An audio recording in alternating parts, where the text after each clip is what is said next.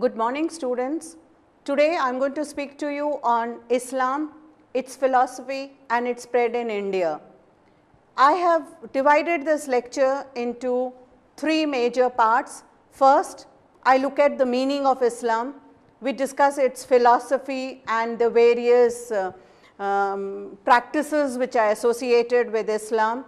We also look at the spread of Islam in India, first under Delhi Sultanate and then under Mughal Empire, and we conclude by talking a little about the impact of Islam on India. Now, the literal meaning of the term Islam is peace, that is surrender of one's will, that is losing oneself for the sake of God and surrendering one's own pleasure for the pleasure of God.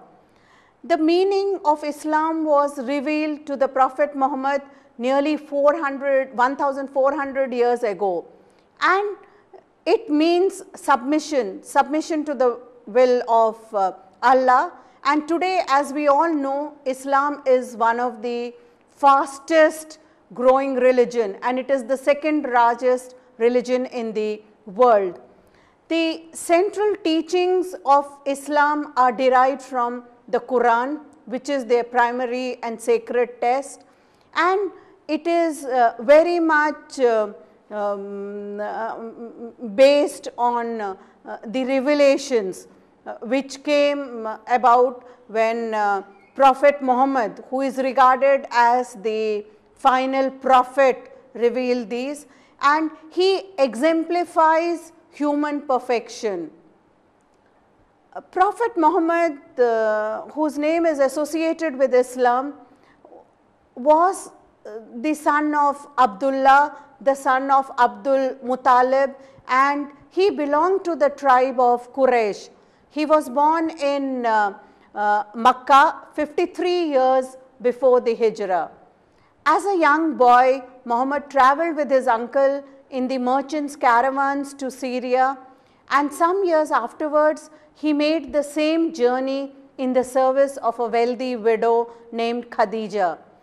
So faithfully did he transact the widow's business, and so excellent was the report of his behavior, which she received from her old servant who had accompanied him, that she married him soon, and this marriage proved to be a happy one, though she was 15 years older than he was.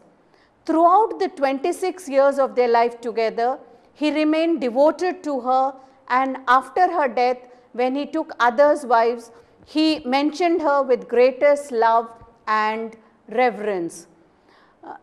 This map shows you the places which are associated with the birth of Islam, and you can see the boundaries of Saudi Arabia, Makkah, Jeddah and Medina, which became very important sites in the spread of Islam. The first revelations to Muhammad came in a cave. It was Muhammad's practice to retire often to a cave in the desert for meditation. His place of retreat was Hijrah, a cave in a mountain called the Mountain of Light, which was not far from Makkah in the month of Ramadan.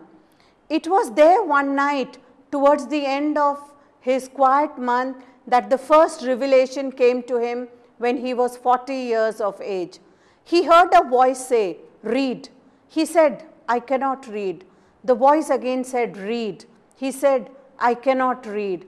A third time the voice said, "Read in the name of the Lord who created man from clot.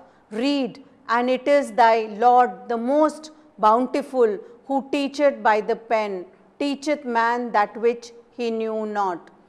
And it was here that Muhammad eventually accepted the tremendous task which was imposed on him, and he became filled with enthusiasm of obedience.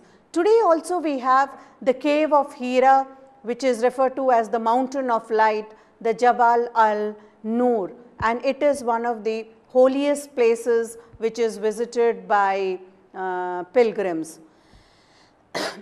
After this, for the first 3 years, the Prophet preached to his family and his intimate friends, while the people of Makkah as a whole regarded him as one who had become a little mad. He was not easily accepted by the people, and we find that his first convert was his wife Khadija. The second convert was his first cousin Ali, whom he had adopted, and the third was his servant Zaid, a former slave. His old friend Abu Bakr was also one among the earliest convert, and these were the first ulama that succeeded, the caliphs who succeeded him. At the end of the third year, the Prophet began to preach in public, pointing out the wretched folly of idolatry. It was then when he began to speak against the gods that the Quraysh became actively hostile. Till now they were keeping a very lenient kind of an attitude of wait and watch as to what he was saying. And slowly they started persecuting his poorer disciples, mocking and insulting him. The one consideration which prevented them from killing him was fear of the blood vengeance of the clan to which his family belonged. The converts of the first 4 years were mostly humble folks, unable to defend themselves against oppression. When they saw the persecution of the Prophet advised his followers to immigrate to a Christian country, Abyssinia. The idol worshippers of Kaaba, as guardians of the Kaaba, posted men on all the roads to warn the tribes against the madman who was preaching in their midst. They tried to bring the Prophet to a compromise, offering to accept his religion if he would so modify it to make room for their gods, as intercessors with Allah, offering to make him their king if he would give up on idolatry. The people in Kaaba were very upset that Muhammad was speaking against idol worship. His uncle Abu Talib was offered young men in place of Muhammad if only he would let them kill Muhammad, but Abu Talib refused. Even in his own clan, there were those who rejected his teachings, and many merchants actively opposed his message. So initially it was not easy for Muhammad to spread his message and get followers. We find that, however, this is the map of Abyssinia, which is modern day Ethiopia, where many of his followers migrated. But most of Arabia was converted to Islam by the time of Muhammad's death in 632. After Muhammad had preached publicly for more than a decade, the opposition to him reached a high pitch, and his followers were harassed, abused, and even tortured.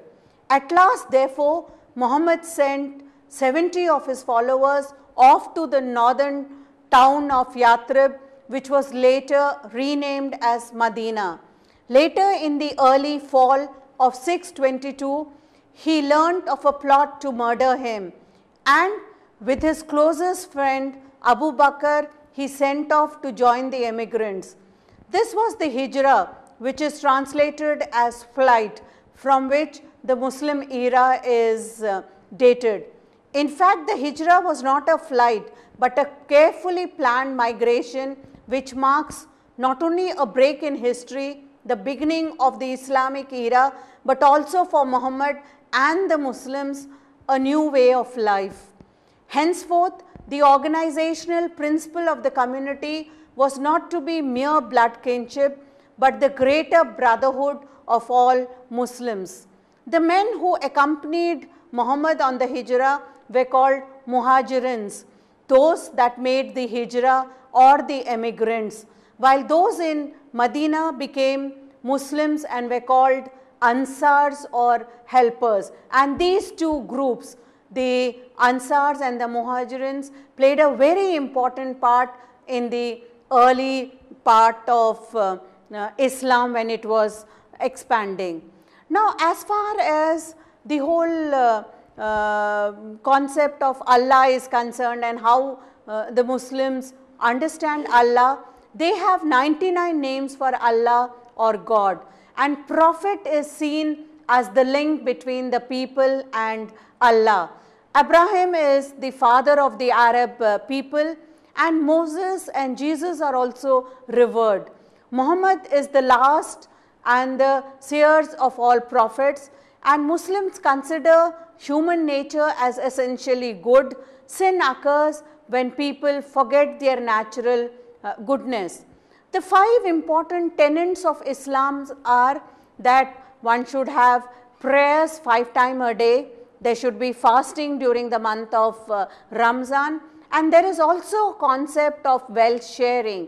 One has to share 2.5% of their gross income, and pilgrimage to Makkah in one's person's life is emphasized upon, and there is a confession of faith in only one God and the acknowledgement that Muhammad as a unique prophet. So, these are the basic 5 tenets of Islam which any follower of Islam has to practice and follow. They cannot move away from these 5 tenets.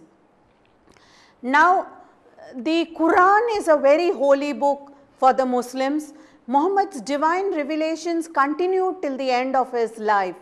These revelations together make up the text of the Quran, the holy scriptures of Islam. And hadiths are regarded as narration of the Sunnah, and these are, the lived examples which Muhammad had during his lifetime. There are various social teachings also of Islam. The Sharia law or the divine law, it governs most of the Islamic countries today. Islam regards men and women as equals, but with different role. And it is interesting that for the first time when Islam came into being, unlike other religions in the world, Islam only recognizes a difference between a man and a woman. It says God has only made one difference, and that is between a man and a woman, and everyone else is created as an equal.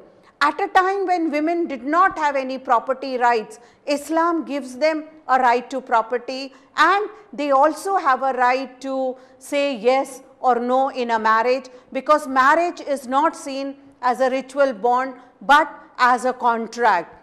And jihad in Islam represents the struggle of the individual and society to act in accordance to the Sharia law. There is a lot of ritual prayers which a Muslim has to perform. They have to pray 5 times a day, and each prayer does not take more than a few minutes to perform. And you have various times at which these prayers are performed. The prayer at dawn is known as Fajr, at noon as Zohar, mid-afternoon as Asr, sunset as Maghrib, and the prayer at night is Isha. So, you have to pray at these 5 times and remember the name of God. Here is a picture which shows you, which is something, a very common sight, Muslims at prayer. They pray in a communal way where everyone gathers together to pray. It is not an individualistic kind of prayer. The 5 prayers of Muslim practice are, there is a confession of faith, that is the Shahada, there are ritual prayers, the Salatat, and there is an obligatory alms, the Zakat, which has to be paid. They have to fast on Ramadan, the Psalm, and they have to go on a pilgrimage to Makkah, Hajj. And these practices become the 5 pillars of Islam. There is also a lot of emphasis on going on pilgrimage. Makkah becomes a very important center for the Muslims, and all over the world Muslims traveled to Makkah. In fact, if you look at some of the earliest kind of writing which came up in Islam were travel books, because everyone was visiting Makkah, and people who visited wrote a lot about flora and fauna, the other kinds of the locale, the culture of the people, and therefore you have a very different kind of literature which emerges in the beginning when Islam was spreading itself. Now slowly, using Medina as their base, we find that all Arabia came under Muhammad's control, and for the first time Arabia got an identity of its own. Prior to the coming of Islam, Arabia was known as Al-Zahiliya.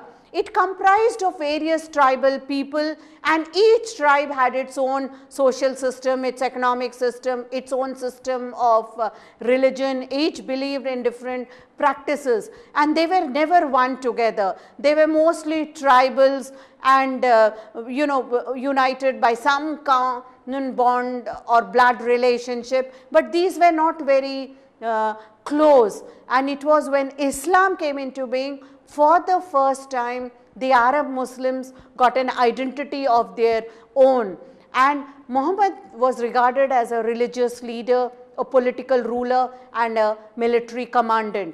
Right at its inception, Islam did not distinguish between political authority and religious authority. These two were combined as one, unlike Europe, where there was always a struggle between the king and the pope in medieval Europe, both of them using different kinds of argument to establish their power. In Islam, both the religious leader and the political leader become one, and therefore Islam never distinguished between the religious and the secular. Now Ramadan becomes a very important fast for the Muslim. It is the holiest period of Islamic year. It commemorates the 9th lunar month in the year 610, when revelations began from God via the angel Gabriel to Prophet Muhammad. These revelations in Arabic were memorized by Muhammad, and they were passed on orally, and it was only later that it was written down as Quran. And therefore, since this happened in the month of Ramadan, we find that the Muslim believes that the gates of heaven are open and the gates of hell are closed at this time. The devils are all chained up in hell, so they cannot tempt the believers on earth. And Muslims believe that because this month has been blessed by Allah, any good action during Ramadan will bring them a great reward. And so there is a lot of reverence during this period. Every year in the month of Ramadan, Muslims fast from dawn to sunset. They abstain from food, drink, and sexual relations. This is typically balanced by feasting during the dark hours of Ramadan. Now there is also certain rules of Swam or Siyam, and especially people who are sick, elderly, or on a journey, or women who are pregnant or nursing, they are not required to complete the entire fast. They can break the fast and make up for an equal number of days later in the year. They can also feed a needy person for every day they miss. So, it's a very scientific way of looking at things, because though Islam talks about in very strict terms about do's and don'ts, there are certain exceptions which are given, and one can follow them in the way the fast has to be practiced. Another very important aspect which had a lot of impact was they believe in giving alms, a specified percentage on certain properties to certain classes of needy people, and this percentage is worked out to be 2.5 of the gross income. People may also give as much or little as they wish in the form of voluntary alms or charity, and this is something which is practiced by many of the Muslim, and especially during the period of Ramadan, where a lot of charity is given. Now Eid-ul-Fitr is a very important festival. It is called the festival of breaking of the fast, and it occurs after the month of Ramadan, when the people break their fast the moment they see the moon, and it shows the ending of the month of fasting, and we find that it is celebrated at the end of Ramadan, and it is a time for a lot of feasting and rejoicing. Fitr is derived from the word fatar, meaning breaking, and fitr has another meaning which is derived from another word fitra, that is giving alms. So, a lot of alms are given and people break their fast. You have special foods and delicacies which are prepared on this day. They are distributed among neighbors and friends. It's a time of lot of rejoicing, celebration, and we find that people visit each other's homes, they take part in festive meals. There are lots of special dishes, beverages and desserts which are prepared. The most common food item that is eaten during this month is vermicelli, which is cooked in sweet meat, sweet milk, and called sivaiya. It is one of the delicacies of Eid. Here you can see a celebration taking place during Eid and the sighting of the moon, which becomes very important to declare the beginning of the Eid-ul-Fitr. People send a lot of greeting cards to one another. Here is an example of few cards where they wish each other Eid Mubarak and greet one. Now, let me talk a little about the Hajj. Now, Hajj is the pilgrimage which is taken by all the followers, and you find Muslims from all over the world. As you can see the volume in these two pictures, the number of people who visit the Hajj, and this is something which is done by a person. It is enjoined on a person to have pilgrimage. It is an obligation on a person that once in his or her lifetime they have to physically or financially be able to perform this pilgrimage. And in fact, every year about 2 million people go to Makkah from different corners of the globe. Now, there are a lot of preparations which are required before going on Hajj. Before setting out, a pilgrim should redress all the wrongs, they should pay away all their debts, and they should have plans to have enough fund for his or her own journey and for the maintenance of the family while he or she is away, and prepare him or herself for a good conduct throughout the Hajj. So, in that sense, though Islam is a religion, it also takes care about secular matters. A person who is going on Hajj has to make enough provision that his family behind is not led into any hardship, and only then he can take a pilgrimage and go to Hajj. And on the first day, the people visit of the Hajj, they go out of Makkah towards Mina.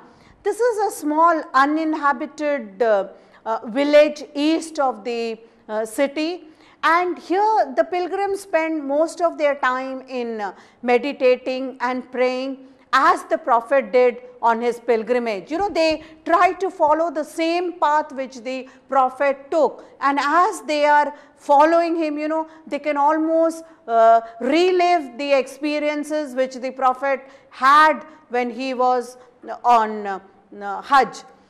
The clothing of Hajj is also very important, because when the Muslims are undertaking the pilgrimage, they have to shed all signs of their wealth and societal distinction by donning simple white garments. These garments are called ihram, and the required pilgrimage dress for men is 2 white cloths, one of which covers the body from the waist downwards and one which is gathered at the shoulder. Women also usually wear a simple white dress and a headscarf or their own native dress. The ihram is a symbol of purity and equality, and it signifies the pilgrim in a state of devotion. And what is very important, by seeing that people may come from different corners of the world, they may belong to different economic and social strata, they may belong to different sections of society, but when they come on pilgrimage, all of them don the same white cloth, which signifies equality before God. Then there are various rites which are followed during Hajj.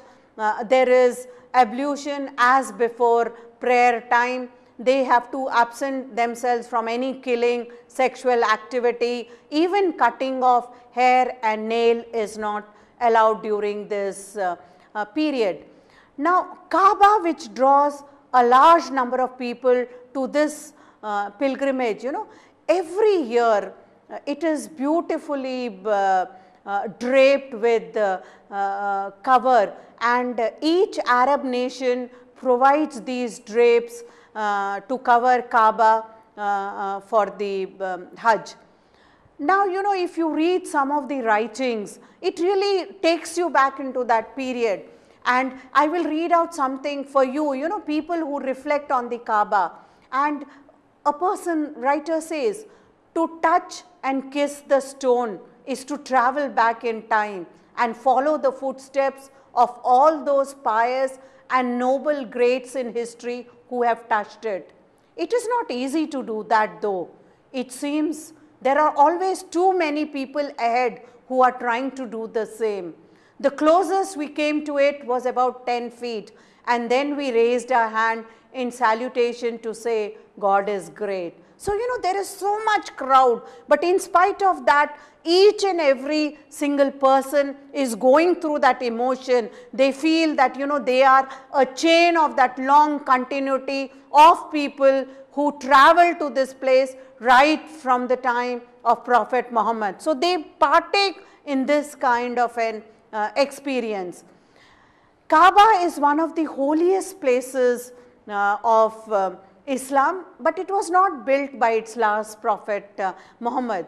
Tradition has it that Kaaba was originally built by Prophet Adam and was rebuilt by Prophet Ibrahim, that is Abraham, and his eldest son Prophet Ismail, nearly 4,500 years ago. Another very important part of the Hajj is the well of Zamzam. The well of Zamzam is located within the Masjid of Haram in Makkah, and it is 20 kilometers east of Kaaba. According to legend, Ismail around the year 2000 BC was desperately seeking for water for her infant son, but could find none, as Makkah is located in a dry valley. Muslim tradition says that Hajar ran several times back and forth in the scorching heat between the two hills of Safa and Marwa looking for water. God then sent angel Gabriel, who dug a hole in the ground and caused the spring to appear. Hajar confined the pool of water with sand and stone. So, every pilgrim visits this place, and if we read again some of the writings which talk about their experiences, one writer says, as we drink from Zamzam, we know that it is the same well that sprang up in the middle of the desert, so Hagar and Ismail could drink from it. So, you almost have the pilgrims sharing their experiences and partaking a similar kind of experiences which many had had before them. After this is followed the festival of sacrifice, because they cast pebbles, then most of the pilgrims sacrifice a goat, sheep or some other animal. They give up the meat to the poor, and in many cases they keep a small portion for themselves. Again, as a sign of humility that they have come to Hajj, they have completed their pilgrimage, we find that men either shave their head or clip their hair, and women cut off a symbolic lock to mark their partial deconsecrations. This is done as a symbol of humility. All prescription save the one on conjugal restriction is now removed. And now the end of Hajj is marked by Eid-ul-Adha, which it's called the formal pilgrimage to Makkah. During the end of the Hajj period, Muslims sacrifice either a goat or sheep, which signifies the time when Prophet Abraham was about to sacrifice his own son to prove his obedience to God, but God replaced his son with an animal. So they partake in this experience which occurred many thousands of years before, and it is obligatory on the part of a Muslim to perform the Hajj at least once in a lifetime. Now, if we look at the spread of this civilization, within 1 century after Muhammad's death, Islamic civilization spread throughout Middle East, Persia, North Africa, and almost all of Spain. Currently, if we look at it, the greatest concentration of Muslims is across the northern half of Africa, all of Middle East, Southwestern and South Asia, and the island of Malaysia and Indonesia.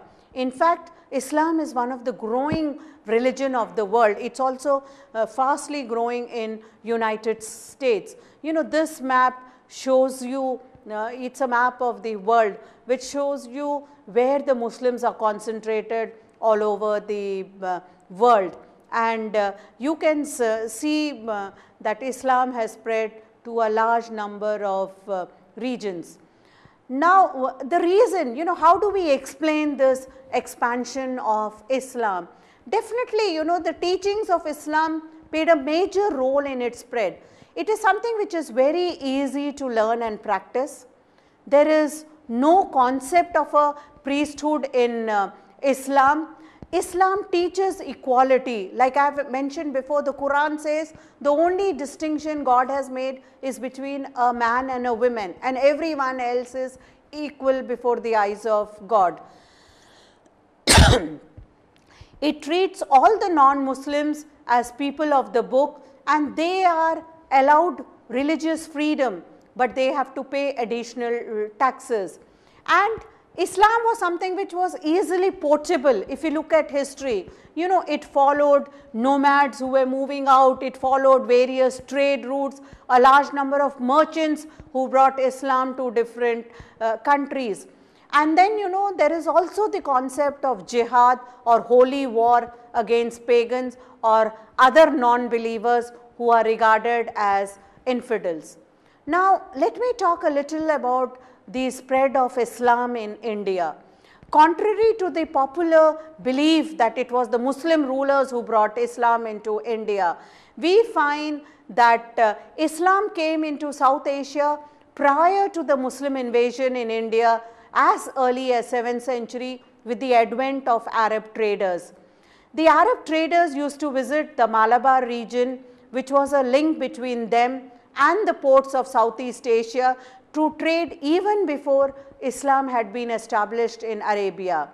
According to the historian Eliot and Dowson, in their book, The History of India, as told by its own historians, the first ship bearing Muslim travelers was seen in the Indian coast as early as 630 AD.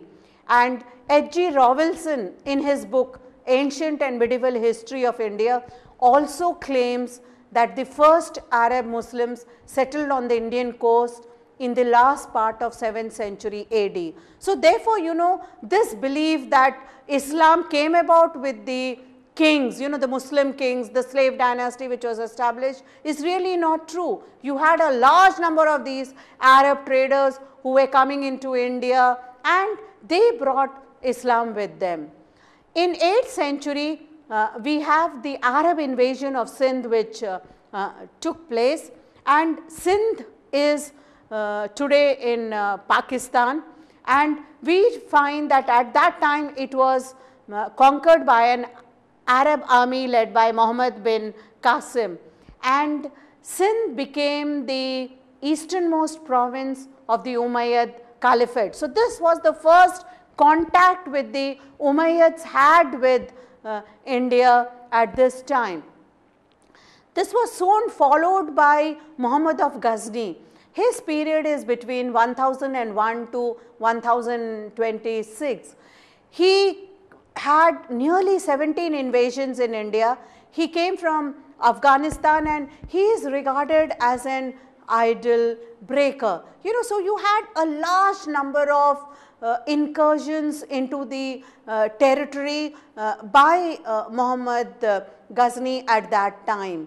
And we also have the fight between Anandpal and in 1008 in Peshawar, and according to legend, the Muslims relied a lot on cavalry, on the horses, and the horses were much more swift, and Indians relied a lot on elephants, which were, though they were very effective in war, but the movement was much more slow when compared to a horse. And Anandpal was seated on an elephant, and when an arrow struck the elephant, it made a run, and in the whole turmoil, people thought that their king had fallen from the howdah of the elephant and he was no longer visible, and they thought that they had lost the war, and easily victory was achieved. And Muhammad Ghori was able to establish himself in India. Now, after Muhammad Ghori left, he made Qutubuddin Aibak, who was a slave from Turkestan, in charge of Indian affairs. And Qutubuddin Aibak was followed by Iltutmish, and Iltutmish ruled for a short period, but he tried to stabilize the Delhi Sultanate in India, and he had many sons, but he found them very unworthy, and he made his daughter Razia Begum as the queen who would succeed him, and she came into power in 1236 AD. And we find that she, after a brief power struggle, she lost her throne by 1240, and when she was killed. After her death, Nasiruddin Mahmud came to power in, and we find that Balban took over power from him. The slave dynasty was immediately followed by the Khiljis, the Tughlaqs, the Sayyids and the Lodhis. You had a large number of people who were ruling, and we find some kind of a establishment came as a result of this. We find that after the death of Balban, the Sultanate had become very weak. There were a large number of revolts, and this was a period when Jalaluddin Khilji came to the throne, and he established the Khilji dynasty, and then it was followed by his nephew Alauddin Khilji, and we find that Alauddin Khilji started a long line of conquest. He marched into Gujarat, Ranthambore, and he in 1303 AD he also conquered Chittor, killing Rana Ratan Singh and his queen Rani Padmini, and a large number of other women committed Johar at this time. By 1305, Alauddin Khilji had captured Malwa, Ujjain, Mandu, Dhar and Chanderi, but he was not able to capture Bengal. By 1311, he captured nearly the whole of North India. His general Malik Kafur played a major role, and he moved into a large part of Deccan. The Mongols invaded the country several times, and they were successfully repulsed. One of the major problems which the Delhi Sultanate had to face was the constant invasion by the Mongols on the northwestern frontier. And we find that Alauddin Khilji learnt his lessons. He also tried to fortify himself, and he organized an armed force. He is well known for a large number of market reforms which he brought in, the reforms in the army, which strengthened the Delhi Sultanate, and he was able to achieve a lot, and he died in 1316. After the death of Alauddin Khilji, we find that Mubarak Khan, the third son of Alauddin Khilji, ascended the throne, and again he was followed by Qutbuddin Mubarak. Qutbuddin Mubarak's reign was a total failure, and he was murdered by Khusru Khan, and the Khilji dynasty ended. At this time in 1320 AD, Ghazi Tughlaq, the governor of the northwest frontier province, took the throne under him, and under the title of Ghayasuddin Tughlaq. He killed Khosrow Khan, whom they did not regard as a real ruler. And we find during the Tughlaq period, the territorial expansion of Delhi Sultanate reached great height. His empire covered regions from Peshawar in the north to Madurai in the south, and from Sindh in the west to Assam in the east. He also had various reforms. He tried to transfer his capital from Delhi to Devgiri, because he thought Devgiri was more centrally situated than Delhi. But this step was not very successful, and he had to soon order to return his army back to Delhi. And we find that he also tried to introduce copper and brass coins as token coins, and we find that as a result of this coins, he also had to there were various administrative blunders, military failures on his part. But Muhammad bin Tughlaq never practiced Islam very seriously. He tried to keep the ulama at a distance, and in his time there was some kind of a secular environment that was created. Then we find that Firoz Tughlaq succeeded him, and he constructed various buildings with architectural skill. And the last Tughlaq ruler was Muhammad Nasiruddin, who ruled from 1395 to 1413. This was a period where Timur invaded Delhi, and he destroyed a large number of temples in northern India. Thousands of people were killed and plundered. The Tughlaq dynasty was followed by the Sayyids, and the last dynasty was of the Lodhis. Behlol Lodhi was in the service of Hijrah Khan, and he was the founder of the Lodhi dynasty. After his death, Sikandar Lodhi succeeded to the throne, and the last ruler of this empire was Ibrahim Lodhi, who faced the battle with Babur, and Babur defeated Ibrahim Lodhi in the battle of Panipat.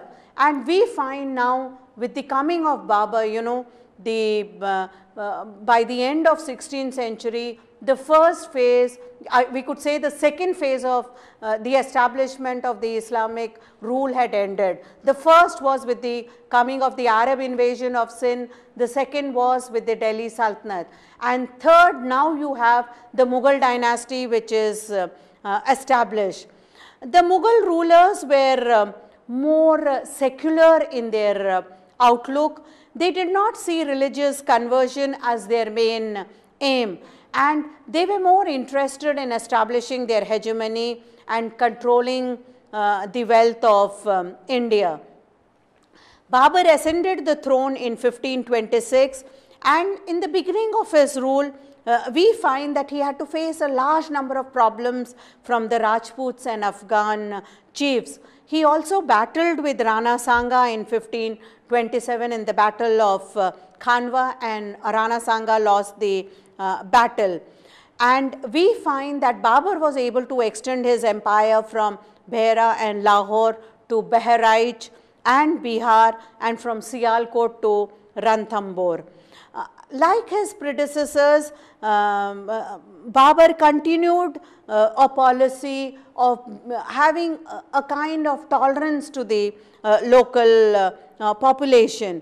And we find that though the Afghans were defeated, they were not vanquished, and they continued to plunder. You know, this is one of the Purana Kilas of Babur, and which is in Delhi. But Babur really did not have a very long reign, and we find that he was succeeded by his son Humayun. Humayun's period is between 1530 to 1556, but he had a very troubled time because of Sher Shah, and we find that Sher Shah was a very capable military and civilian administrator. He was able to drive out Humayun, and finally, you know, Humayun had to spend a lot of his time in roaming outside Delhi, and by 1556 he died because of an accidental fall. It was after the death of Humayun that in the period of Akbar, who ruled between 1556 to 1605, that we saw, you know, he emerged as one of the greatest Mughal rulers. And it was in this period for the first time that Islam started becoming more and more Indianized in the Indian environment. Akbar followed a policy of reconciliation with the Rajputs. He won their support by establishing matrimonial alliances with them. In 1562, he married the eldest daughter of Raja Bihalmal of Jaipur. In 1584, his son Salim was married to the daughter of Raja Bhagwan Das. And we find that in 1567, he marched against Chittor. And Chittor was captured, and by 1569, Ranthambore and Kalanjar were also captured. So, you know, wherever he could, he established a policy of reconciliation. He tried to bring in the Rajputs into his fold, and if they did not agree, he followed by a policy of war. Akbar's policy was generally a very tolerant policy towards the Hindus, and he started a new sect called Din-e-Ilahi, and Akbar was followed by his son Jahangir. You know, this is a miniature painting which shows the birth of Jahangir's son and in 1590, and the rejoicing which takes place. Now, by and large, Akbar followed a policy of reconciliation with the Rajputs, and he won a lot of support by establishing matrimonial alliances. As I have already mentioned, he married the daughter of Raja Bihalmal of Jaipur. His son Salim was married to the daughter of Raja Bhagwan Das, and wherever he could not get support, he followed a policy of you know, war. Akbar is also known to have built beautiful architectural designs, which and this is Diwan-e-Khas, which was the hall of Akbar's audience, and this was the Din-e-Ilahi, where he practiced his new faith. This was a new religion, you know, one that incorporated both the common and the best elements of world religion. You know, he was very much, though an illiterate, he was very curious and he was very much interested in knowing about the different religions of the world. And he tried to have religious syncretism not only through marriage alliances, but also through understanding the philosophy of different regions. One of the dream projects of Akbar was Fatehpur Sikri. And even today, if you go to Fatehpur Sikri, it comes across as a model of the policy of cultural fusion of Akbar. In its architecture, Fatehpur Sikri combines a lot of the Muslim and Hindu traditional elements. We find that, you know, it borrowed a lot of the Hindu styles from Gujarat, from Rajasthan, the kinds of designs which are there. Yet, Fatehpur Sikri was a dream project of Akbar, and it only lasted for 20 years and it had to be abandoned within this short time. Most probably it was due to the shortage of water, and today Fatehpur Sikri is a very quiet and deserted place.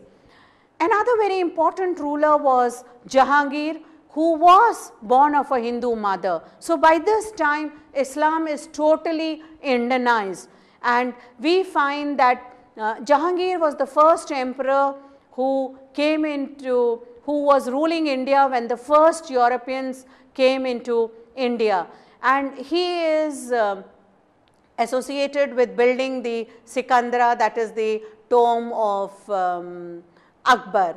And here are two miniature paintings which depict Shah Jahan and Mumtaz Mahal. Shah Jahan followed Jahangir. His period is between 1627 to 1658. Shah Jahan is credited with the construction of Taj Mahal, which is one of the wonders of the world. And another very last important ruler was Aurangzeb, whose period is between 1658 to 1707. But Aurangzeb was not very popular with the people. He followed Islam very strictly. He did not have a very secular understanding of Islam. He banned music, and he himself was a very devout follower of Islam. So he faced a lot of resistance from Marathas, especially Shivaji, and throughout his life he remained unsuccessful in subduing the Marathas. It was in about 1600 that the Mughals were able to establish contacts with the English, and this happened ever since the visit of Sir Thomas Roe.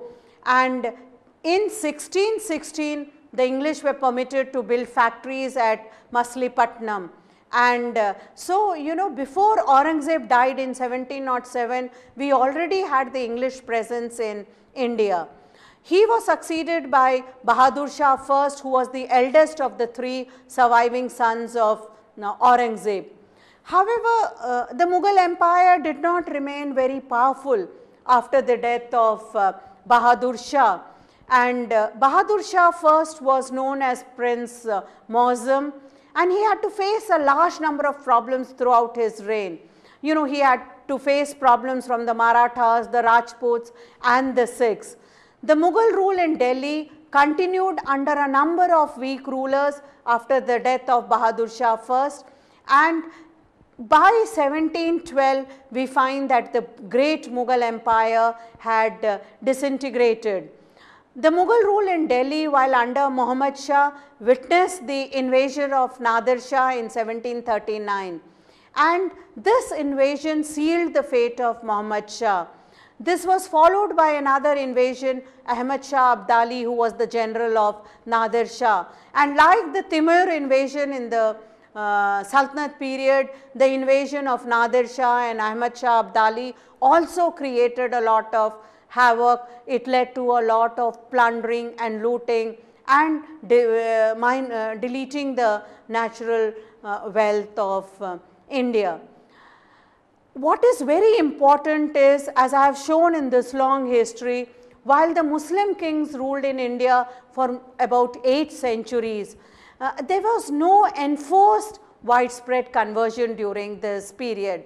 We have enough historical proof to show that there was no forced conversion, and most of these theories which were propounded in the modern period, in a period when there was a demand for a separate Pakistan, and both nationalists and the anti-nationalist authors were fighting for a separate state, and the history became a very important tool in the spread of communalism. What was very important to the rulers prior to that phase, when there is a demand for a separate state and when a lot of communalism comes in, stability was something which was very important for these rulers, and conversion as such was not an important step in this direction. They were more interested in having stability in their empire. So what is very important is, while all these rulers ruled under Islamic terms, Muslim rulers left the laity alone, and whatever few conversions took place were primarily voluntary. A large number of Sufis played a major role, and many people got influenced by the Sufis and they got converted. A few conversions which must have taken place at the top rung of the ladder, to be very close to the Sultan or the Emperor, must have been done voluntarily, because we really do not have much evidence of forceful conversion taking place. And therefore, if we look at it in the long run, the impact of Islam on Indian culture has been tremendous. It permanently influenced the development of all human endeavor, whether it is the language, dress, cuisine, all art forms, architecture and urban designs, even social customs and values. Conversely, the language of the Muslim invaders was modified by contact with the local language to Urdu, which uses the Arabic script, and the more colloquial Hindustani, which uses the Devanagari script. Amir Khusro played a major role in the spread of Hindustani, and today both Urdu and Hindi continue to be the major languages in India. And therefore, through this lecture, we have taken you through the whole journey of how Islam was born, what were its basic principles, what are its major belief systems, and why Islam became very popular among the people.